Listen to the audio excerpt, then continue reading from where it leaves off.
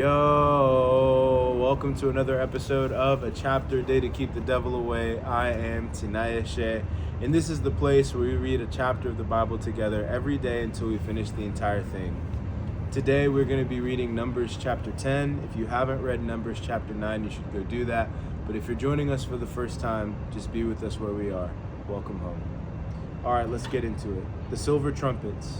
Now the Lord said to Moses, "Make 2 trumpets of hammered silver for calling the community to assemble and for signaling the breaking of camp. When both trumpets are blown, everyone must gather before you at the entrance of the tabernacle. But if only one trumpet is blown, then only the leaders, the heads of the clans of Israel, must present themselves to you. When you sound the signal to move on, the tribes camped on the east side of the tabernacle must break camp and move forward. When you sound the signal a second time, the tribes camped on the south will follow. You must sound short blasts as the signal for moving on. But when you call the people to an assembly, blow the trumpets with a different signal. Only the priests, Aaron's descendants, are allowed to blow the trumpets. This is a permanent law for you, to be observed from generation to generation. When you arrive in your own land and go to war against your enemies who attack you, sound the alarm with the trumpets.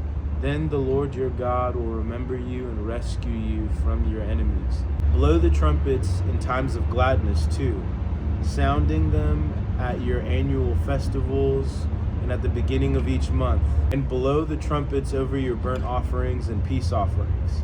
The trumpets will remind your God of his covenant with you.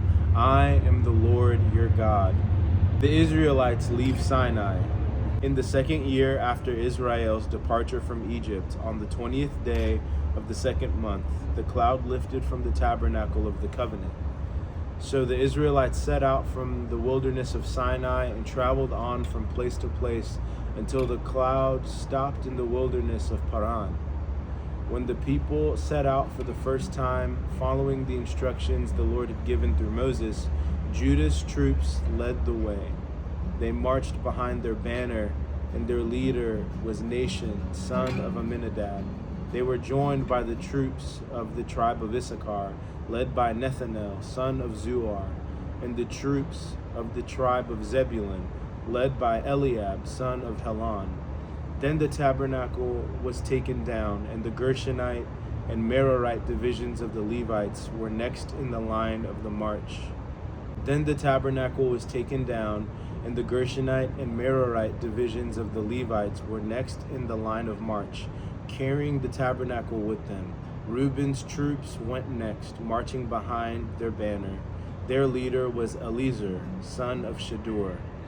They were joined by the troops of the tribe of Simeon, led by Shelumiel, son of Zurishaddai, and the troops of the tribe of Gad, led by Eliasaph, son of Deuel. Next came the Kohathite division of the Levites, carrying the sacred objects from the tabernacle. Before they arrived at the next camp, the tabernacle would already be set up at its new location. Ephraim's troops went next, marching behind their banner. Their leader was Elishama, son of Ammihud. They were joined by the troops of the tribe of Manasseh, led by Gamaliel, son of Pedazur, and the troops of the tribe of Benjamin, led by Abidan, son of Gideoni. Dan's troops went last, marching behind their banner and serving as the rear guard for all the tribal camps. Their leader was Ahiezer, son of Ammishaddai. They were joined by the troops of the tribe of Asher, led by Pagiel, son of Ochran, and the troops of the tribe of Naphtali, led by Ahira, son of Enan. This was the order in which the Israelites marched, division by division. One day Moses said to his brother-in-law, Hobab, son of Reuel the Midianite, "We are on our way to the place the Lord promised us. For he said, I will give it to you. Come with us, and we will treat you well, for the Lord has promised wonderful blessings for Israel." But Hobab replied, "No, I will not go. I must return to my own land and family." "Please don't leave us," Moses pleaded. You know the places in the wilderness where we should camp. Come be our guide. If you do, we'll share with you all the blessings the Lord gives us." They marched for 3 days after leaving the mountain of the Lord, with the ark of the Lord's covenant moving ahead of them, to show them where to stop and rest. As they moved on each day, the cloud of the Lord hovered over them, and whenever the ark set out, Moses would shout, "Arise, O Lord, and let your enemies be scattered. Let them flee before you." And when the ark was set down, he would say, "Return, O Lord, to the countless thousands of Israel." My takeaway from this chapter is Moses, I feel like, is always knowledgeable of where like his protection and where his blessing comes from. The safety of the people of Israel, even in that moment where he's reaching out to Hobab and saying, "Don't leave," like, "Arise, O Lord, let your enemies be scattered." Like, "Arise, O Lord, keep us safe. Return, O Lord, to your people."